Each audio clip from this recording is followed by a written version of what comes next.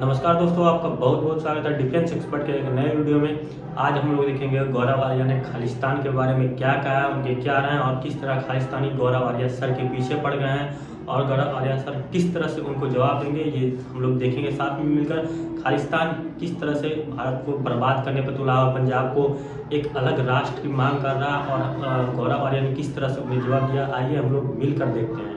Video में आगे बढ़ने से पहले चैनल को सब्सक्राइब कर लीजिए और बेल आइकन दबाना बिल्कुल मत भूलिएगा।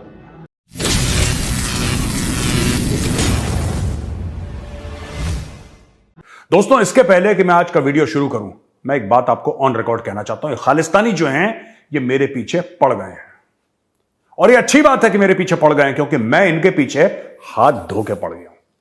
ठीक है, इनको तो मैं छोड़ूंगा नहीं। ठीक है, मारूंगा कम और घसीटूंगा ज्यादा। और बेटा खालिस्तानियों, तुम्हें जो करना है तुम करो, तुम्हारी जो औकात है तुम करो। हम भी देखते हैं तुम्हारी कितनी औकात है।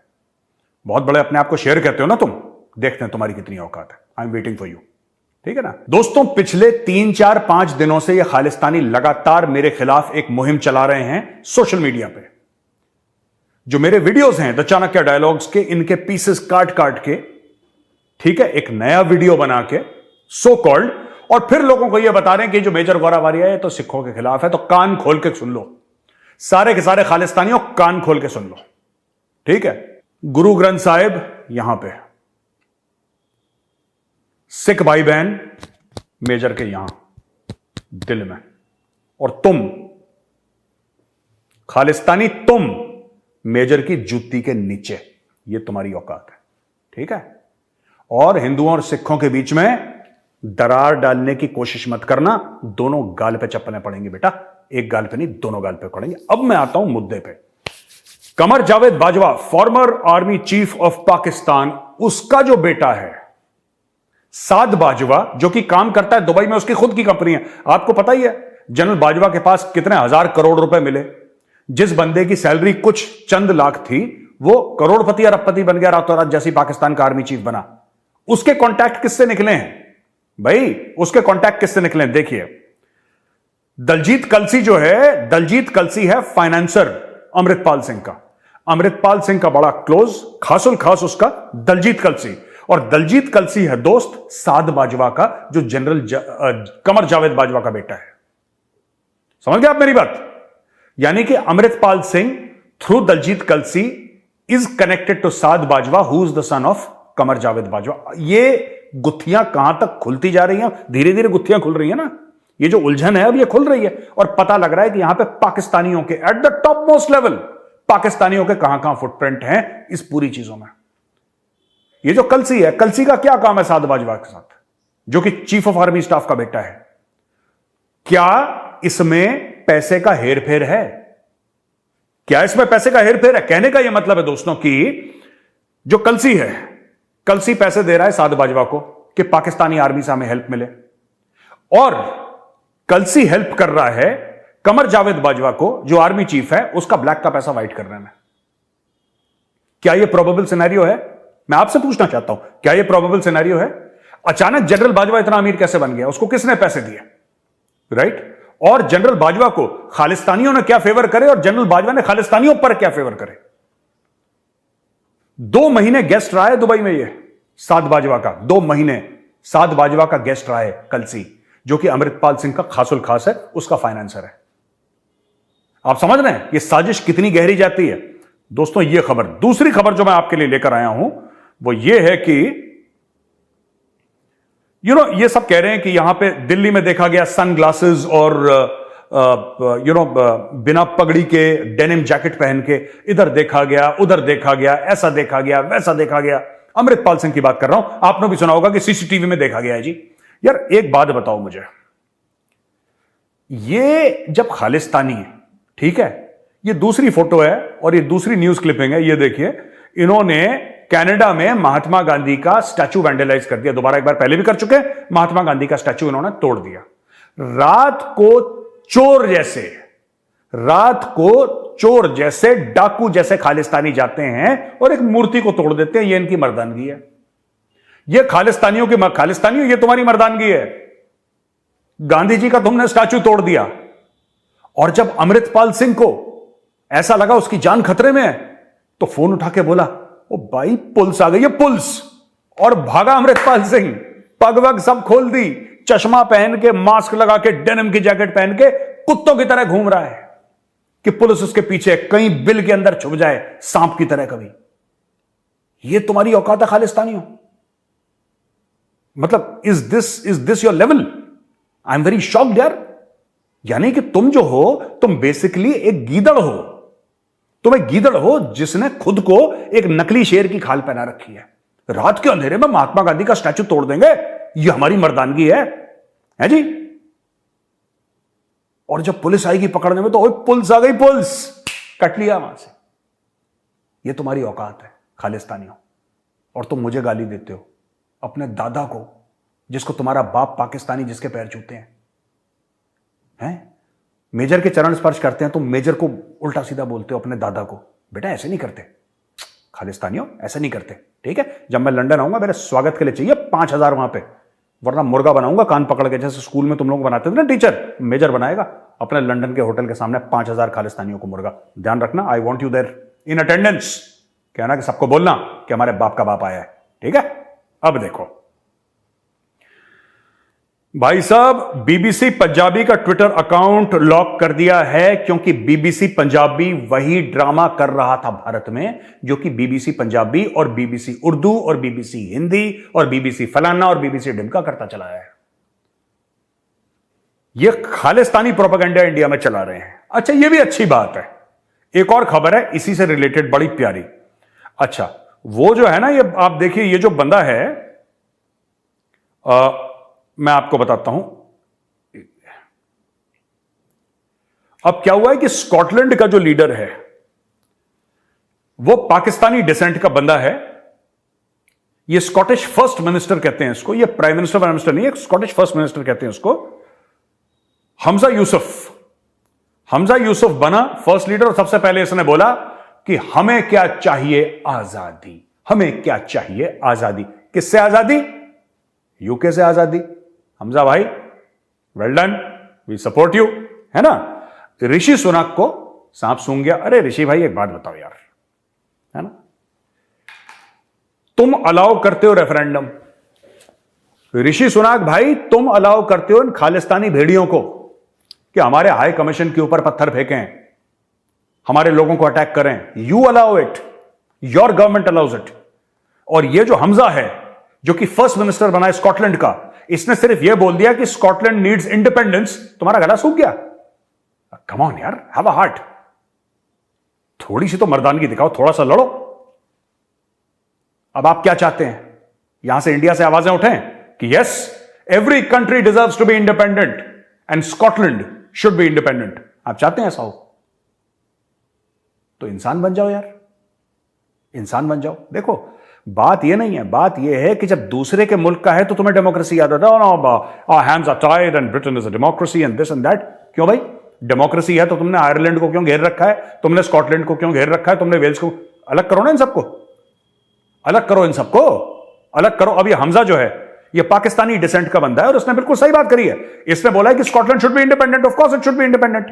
तुम कौन होते हो घेरने वाले? तुमने उनकी जमीन घेर रखी है, उनके लोगों को अपने नीचे दबा के रखा हुआ है स्कॉटलैंड को। अब इनको खाली करो, वहां से निकलो, वहां से हम करवाएं रेफरेंडम एक बढ़िया सा। स्कॉटलैंड में होगा रेफरेंडम और यहां से अरबों डॉलर जाएंगे, ठीक है? नाक से लकीरें निकल जाएंगी पूरे इंग्लैंड की। ऐसा मत करो यार, गलत चीज में हाथ वाथ मत दिया करो। और ये डेमोक्रेसी के पार्ट हमें मत पढ़ाओ। We are the mother of democracy, we are the largest democracy in the world. तो हमें ये सब पट्टियां मत पढ़ाया करो यार। मैं सारे यूके वालों को बोल रहा हूं, तुम्हारे खुद बैकयार्ड में गंदा, पहले उसको साफ करो, ठीक है ना? तब हमारे पास आना। अच्छा जी, ये हो गया स्टोरी। इसके बाद अगर हम आते हैं तो ये देखते हैं कि ये बड़ा जियो न्यूज है पाकिस्तान का। उसने बड़ा बोला है कि US court summons Indian Punjab officials over crackdown. ये जियो न्यूज का न्यूज है पाकिस्तान की। जियो न्यूज को और यूएस ऑफिशियल्स को मैं सिर्फ एक स्टेटमेंट देना चाहता हूं, चल हट, दैट्स इट। इससे ज्यादा कोई रिएक्शन देने की जरूरत नहीं है।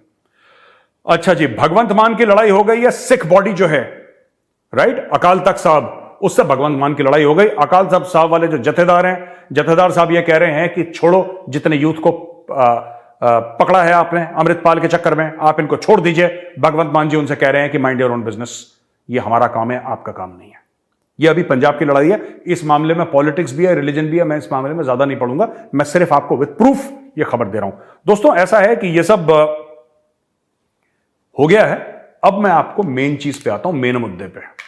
ये तो अभी तक जो चल रहा था ना, ये सलाद, पापड़, अचार, पिकल, रायता फायता, ये चल रहा था। असली दाल रोटी पे आते हैं। जो पंजाबी सिंगर्स हैं, कई सारे पंजाबी सिंगर्स जो बाहर बेस्ड हैं, these are the people who are supporting Khalistan. ठीक है, मैं आपको बताता हूं। एक पंजाबी सिंगर है जिसने केसरी फिल्म में गाना गाया था, आज सिंह गरजेगा, उसका नाम है जैजी बी। ठीक है, ये जो चूहा है ना, ये जैजी बी है। जैजी बी जो है, Jazzy B is a known Khalistani. Jazzy B is a known Khalistani sympathizer. ये फंड रेज करता है खालिस्तानियों के लिए। मैं एक बात पूछना चाहता हूं केसरी के फिल्म प्रोड्यूसर्स, आपने कैसे अलाउ करा उसको? आपने कैसे पैसे दे दिए उसको?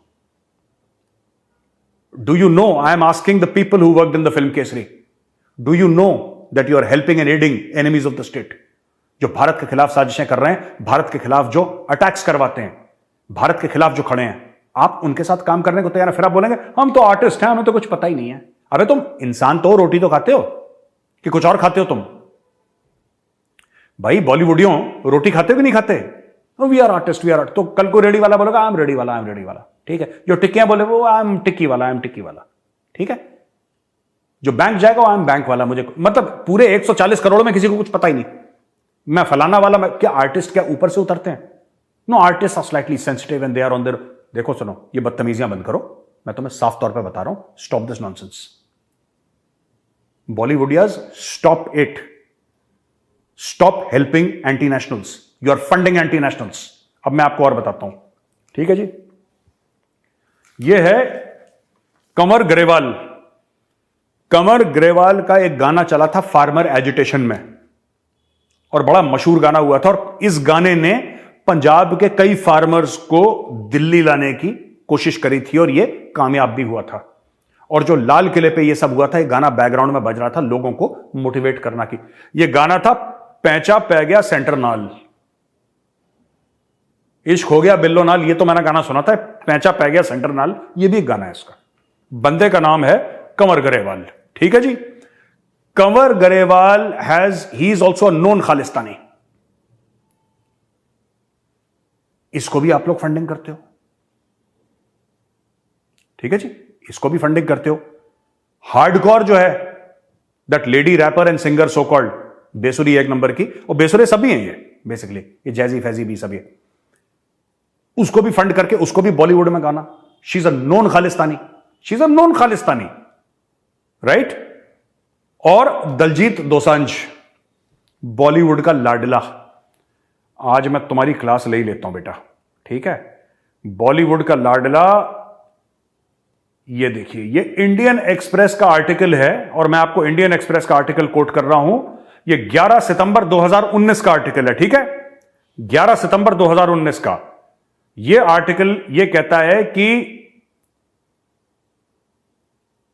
The federation of western India cine employees has asked actor singer Diljit Dosanjh to cancel his performance at a show in Houston on September 21st as they believe that the show is being organized by Pakistan national Rehan Siddiqui.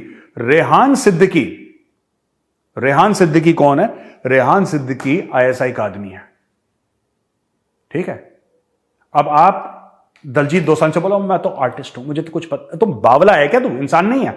मैं artist हूं, मैं artist हूं। I am sick and tired of this Bollywood saying मैं तो artist हूं, हमें तो कुछ पता ही नहीं। Don't be such sissies, don't be such sissies, हमें तो कुछ पता ही नहीं। Are you lost? Don't you have an IQ? आप कहते हैं हमें कुछ पता ही नहीं जी, हम आर्टिस्ट हैं। ये खुला खालिस्तान को सपोर्ट कर रहा है, खुला दलजीत दोसांझ।